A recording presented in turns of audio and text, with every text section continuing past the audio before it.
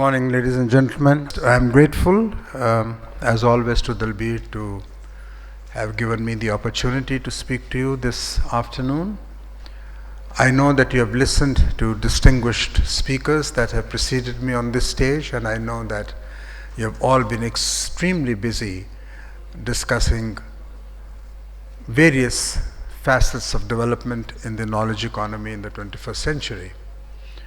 I'm aware of the list of distinguished participants, and I'm also aware of the fact that in the last 2 days you have covered a very wide area of subjects that are legitimately attracting global attention. We in India have had, as you all know, our own tryst with destiny, and in the 71 years of the Republic, we have commendable achievements to our credit as a nation. We have grown as an economy. We have established our credentials as an inclusive society. We have had a record of welfare that remains unsurpassed in any developing country of the world. And we are poised to be the third largest economy of the world by 2030. We already are the fifth largest consumer economy of the world. As is well known, we are fast becoming a digital economy. We have the cheapest voice data and mobile call rates in the world. Our penetration as far as the mobile telephone is concerned has achieved a record. But despite all of this, despite the fact that in no forum of global diplomacy India's presence is not mandatory. India's presence is mandatory, therefore, in every global forum that defines the emerging architecture of global power. And I think a very large part of the recognition that India has received since across the world is not only on account of its growing economy, of its economic strength as a consumer economy, as an inclusive economy, as a democratic economy, but also on account of an established track record of an undiluted commitment to the fundamentals of liberal democracy. I think if I were to speak as a citizen of this country in any forum, and if I were to ask to define one defining distinction of India as a nation in these troubled times, I would say that its resilience and ability to survive as a pulsating, vibrant, committed democracy to be its finest distinction.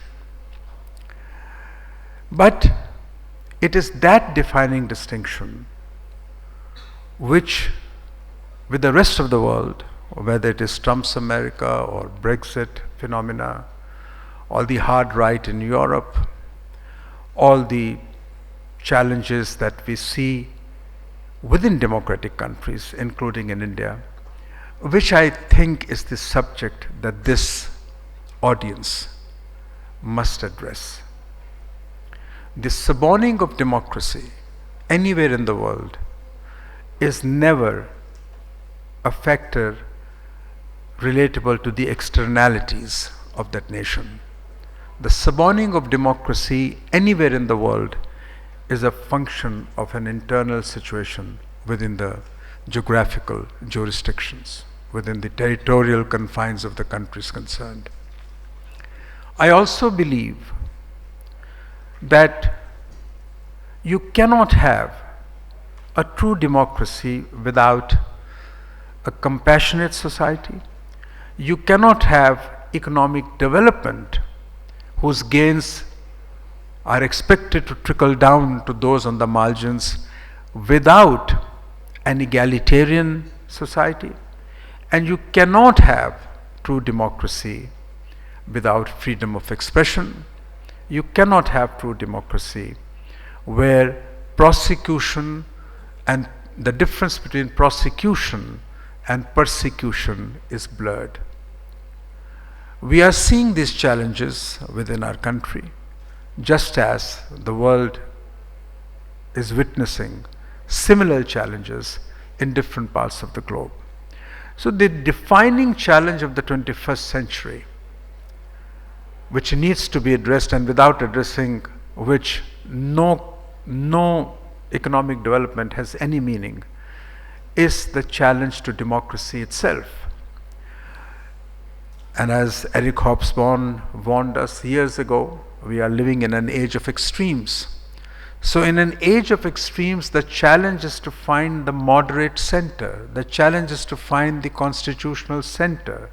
The challenge is to find an accommodation of competing equities. The challenge is to find harmonious coexistence between different segments of society and between people professing different faiths and religions. Therefore, we need once again to unite to ensure the triumph of secularism over communalism, of freedom over fear, and of liberalism over dictatorial tendencies that are increasingly becoming the order of the day, and unfortunately for all of us, in the name of invented insecurities.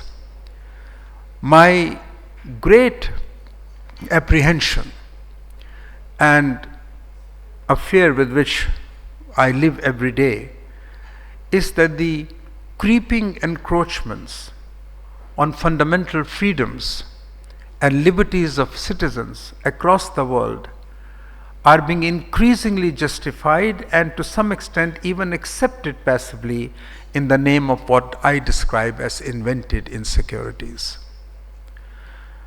Therefore, all those who love freedom, and I know in this hall, each one of you is committed passionately to liberty and freedom, of which economic development is only an adjunct, I would humbly submit that a time has come for each one of us to unitedly resolve against creeping encroachments on our freedoms. Because without freedom, there is no human dignity. And without human dignity, without personal dignity, all economic development is meaningless. Economic development is meaningful only in as much as it leads to empowerment of all our people, not only a handful of them. Economic development, which is the main focus of your discussion, is meaningful in as much as it facilitates the meaningful realization of the optimal potential of each individual. Economic development is meaningful only in as much as it ensures that other freedoms that define our dignity are retained and vindicated on a daily basis. In every forum that I have been called upon to speak, I have emphasized the need for not only retaining a passionate commitment to liberties and freedom, but to work wholeheartedly and unitedly for the vindication of those freedoms which have defined our nation.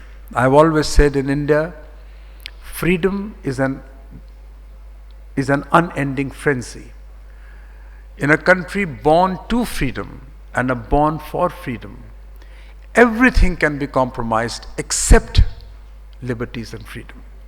Unfortunately, however, as I said, in the name of so-called economic development, growth, national security, we are seeing the suborning of liberties that have defined the distinction of a nation born to freedom 71 years ago.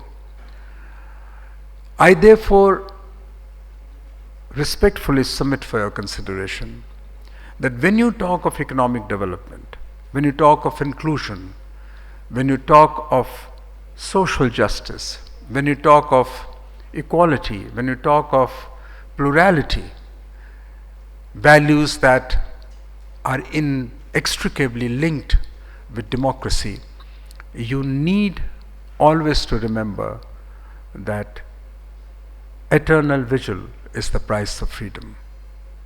Our founding fathers told us years ago in the form of a document, which is our Republican Charter, the Constitution of India, that fundamental liberties that define who we are, both as citizens and as a nation, can never be compromised by any government. But when attempts are made to compromise those freedoms, it is for the nation to assert itself, because we know that freedom is always guaranteed through the assertion of an informed citizenry. Therefore, my message today, for what it is worth, is that economic development is only an adjunct of freedom, and freedom is a necessary prerequisite of human dignity. And it is human dignity that is the end of all existence, that is the end of democracy, that is the end of all our political endeavors.